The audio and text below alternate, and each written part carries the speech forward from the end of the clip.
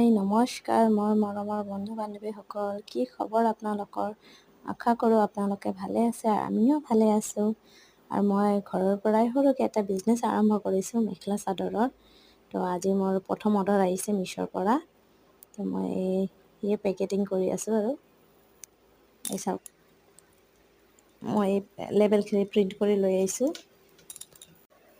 মেখেলা চাদৰখিনি মই পেক কৰি আছোঁ আৰু একোৱেই মই মানে প্ৰথম বুলি নাৰ্ভাছ হৈ আছিলোঁ।